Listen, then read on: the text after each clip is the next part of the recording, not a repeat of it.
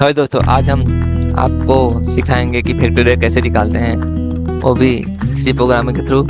तो चलो हम शुरू करते हैं। सबसे पहले हम न्यू फाइल बनाएंगे, इसका नाम लिखेंगे। नाम लिखने के लिए आप जाएंगे सेव एज में जाएंगे, यहाँ लिखेंगे फैक्टोरियल, या भी अपने नाम से अपने मन से कुछ भी लिख सकते हैं यहाँ पे, जैसे आपकी मर्जी। .c करके इसका एक्सटेंशन लगाएंगे, फिर ओके कर देंगे।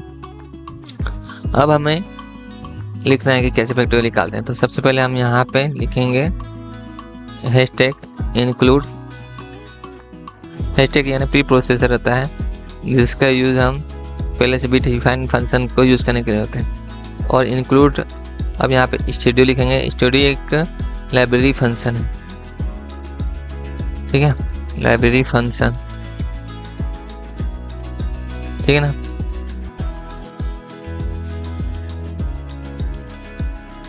ठीक है, फिर यहाँ पे एक और होता है इंक्लूड conio.h। यह होता है, ये भी लाइब्रेरी फंक्शन है, लाइब्रेरी है, ठीक है ना। .h, h यानी हेडर। ये अब दो लाइब्रेरी फंक्शन हेडर फाइल हमने कर लिया। अब हम क्या करेंगे, अब हम मेन फंक्शन को करेंगे वाइड मेन। वाइड मेन है, ठीक है ना, ठीक है। अब हम यहाँ पे मेन फंक्शन को ओपन कर लिया, कर्ली ब्रैकेट से हम मेन फंक्शन को ओपन कर लिया। अब हमें क्या करना है, फैक्टोरियल निकालना है। तो फिर ठीक है, फैक्टोरियल निकालने के लिए क्या करते हैं, जब हम किसी फैक्टोरियल में क्या होता है कि हम किसी नंबर को इनपुट नंबर का इंटीजर के फॉर्मेट में हम उसे डिफाइन करते हैं, यानी इसका डाटा टाइप इंटीजर है। नंबर से ही हम फैक्टोरियल निकालेंगे तो इंटीजर डाटा टाइप होता है आई। तो क्या करेंगे, हम 3 डाटा टाइप का जरूरत पड़ेगा, नहीं एक डाटा टाइप का जरूरत पड़ेगा, मगर 3 वेरिएबल यूज़ करेंगे, ठीक है। फिर आई होगा, ठीक है। फिर यहाँ पे लिख सकते हैं एम, लिख सकते हैं तो एम टाइम तक, और मेन फैक्टोरियल निकालना था, फैक्ट लिख देते हैं। 3 वेरिएबल की जरूरत पड़ेगा, ठीक है। अब हम क्या करेंगे, सबसे पहले हम स्क्रीन को क्लियर करने के लिए यूज़ करते हैं क्लियर स्क्रीन, ठीक है ना। इसमें क्या होता है, स्क्रीन को क्लियर करने के लिए इसका यूज़ करते हैं। जैसे कि कोई पुराना डेटा है उसे, क्योंकि जब भी हम प्रोग्राम रन करते हैं कोई दूसरा प्रोग्राम, तो वो ऑटोमेटिक स्टोर हो जाता है। तो उस स्क्रीन को क्लियर करने के लिए हम क्लियर स्क्रीन का यूज़ करते हैं, ठीक है ना। अब हम प्रिंट टाइप का यूज़ करते हैं। प्रिंट टाइप का यूज़ क्यों करते हैं, क्योंकि हम पहले डाटा को प्रिंट होना चाहिए। जो भी हम डाटा दे देते हैं, जैसे कि कोई क्वेश्चन सॉल्व करते हैं, उससे पहले से ही ना उसमें ऑटोमेटिक वहाँ पे लिखा रहता है कि इंटर द नंबर करके, फिर नंबर पुट करते हैं। तो वही जो पहले लिखा रहता है प्री डिफाइन, उसको हम यहाँ लिखते थे इंटर द नंबर, ठीक है, एम।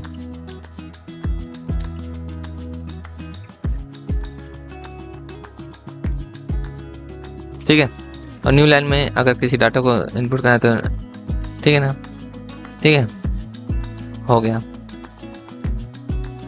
अब हम यहाँ पे डाटा को इनपुट देना है। अब डाटा इनपुट देना है, इसके नेम का उपयोग करते हैं, ठीक है। तो %d लिख देते हैं, क्योंकि इंटीजर वैल्यू पर हम इनपुट करा रहे हैं, ठीक है। फिर यहाँ पे हम अपना डाटा को जिसमें इनपुट देते हैं उसको @ से हम डिफाइन करते हैं। तो @ का यूज़ हमें किसी वैल्यू को एड्रेस में डालने के लिए, तो एम में हम डालना चाहते हैं तो एम कर देते हैं, ओके। फिर हम करते हैं यहाँ पे अपना प्रोग्राम को लिखते हैं, क्योंकि हमें फैक्टोरियल निकालना है। फैक्टोरियल जानते हैं 1 से चालू होता है, 0 से चालू नहीं होता। फैक्टोरियल फैक्ट बराबर 0, 1 से चालू करते हैं, कभी 0 से चालू नहीं होता, क्योंकि फैक्टोरियल 1 से चालू होता है, जैसे कि 1 2 3 करके, ठीक है। फिर हमें यहाँ पे लूप चलाना है। तो लूप चलाने के लिए क्या होता है, फॉर लूप का यूज़ करते हैं, ठीक है ना। लूप चलाना तो आई बराबर 1 से चालू होगा, यहाँ भी 1 से चालू होगा, 1, ठीक है। आई बड़ा है इक्वल टू है एम, यहाँ एम है, यानी ना फैक्टोरियल उतने तक चलेगा जितना तक हम वैल्यू हम पुट करें, ठीक है। फिर हमें यहाँ पे आई को बार 2-3 बार आई अपने ऑटोमेटिक चलते जाएगा, प्लस यानी एक बार आगे बढ़ते जाएगा, आई प्लस प्लस यूज़ करते हैं क्योंकि एक एक बारी बढ़ेगा। ठीक है, फिर अब हम फॉर लूप के अंदर हम क्या हम देना चाह रहे हैं, उसके अंदर हम फैक्टोरियल चलेगा, फैक्टोरियल चलेगा। फैक्टर इक्वल टू क्या होगा, फैक्टोरियल रूल होता है फैक्ट इंटू, यानी ये भी चलते रहेगा साथ साथ,